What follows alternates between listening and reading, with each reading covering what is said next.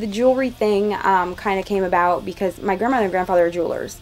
So I'm considered a third generation. There's people in my family, and one of my apprenticeships was from somebody that had done jewelry for a family 150 years, and literally, and it was Native American reservation type thing that I did, and I really wanted to learn the old ways, but I ended up quickly going into the bench jeweler scene, you know, the engagement ring, the mall store, and it was very monotonous. You see the same thing, you see stuff that there's no thought into it. It's just like stamp, stamp, stamp, stamp, stamp, stamp. I'm really into, I think, old pythons and stuff like that. There's a lot of inspiration to be drawn from that kind of thing. And I kind of just went with the whole storyline. The beetles and the bugs kind of had an Egyptian flair to it, you know. But also, I really like the idea of taking, I don't know, they had pets, you know, over there and stuff. And they just put jewels all over them. They walk around. It's like, I would love to have a big old beetle with just a bunch of jewels and stuff, kind of, you know, walking around. Hey, how's it going? Love those crystals. You know what I mean? Well, the Cameo skull kind of came from a whole different. I'm a child of the 80s, so that means I'm listening to a lot of 90s Girl Riot. And nothing is more profound, I think, to any girl that actually is seeing pop culture. When you see the whole emphasis on being beautiful on the outside, but it doesn't really matter if you're dead on the inside. Who wants to be all, I don't know, like that? But the Cameo skull, you know, it's all pretty and the hair is done and it's got a flower, but it's a skull, you know, and that's kind of what I was representing by that design. And I think that the Nicodemus and the dragons and all of the skulls and everything is completely separate from that, even though people see it as the same. They see a skull in the center of an oval or a square or whatever. I see a completely different inspiration altogether. And the Cameo skull kind of came from childhood and teenage angst and just, you know, not being happy with the fact that I have to look like that, but I don't want to look like that, you know. The Dothraki stuff is, I don't know, it's fun because it's so big, and I like really big jewelry, obviously, so I have lots of room to do whatever I want with it. So I think I'm going to go definitely in that direction, but also I think I make a new something or other, at least in my mind, every day. So there's bowls and bowls of things I want to do. Influence from others is definitely something, I mean, that's always relevant, but usually people come to me and they say, I want this and this and this, can you make it your way? And so that obviously helps, you know, but I kind of draw inspiration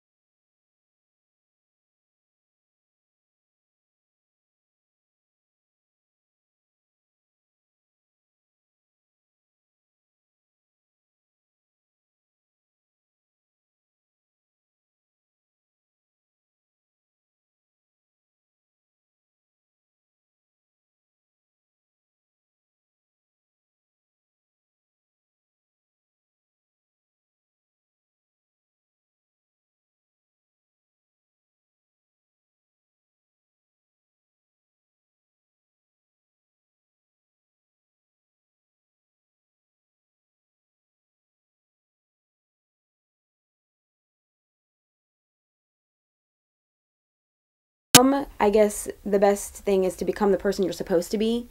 Use negative and make it positive. Do not add to it. And the worst thing in the world is looking at something and judging it automatically. You know, you see a tattooed person, I guess, for lack of a better term, and then there's much worse things. You know, race, sexuality, sex, anything. Quickly judging, you only hurt yourself. It's just like a deep thought of everything bad can be good. All we have to do is do a job, you know? And that's Evil Pawn right there.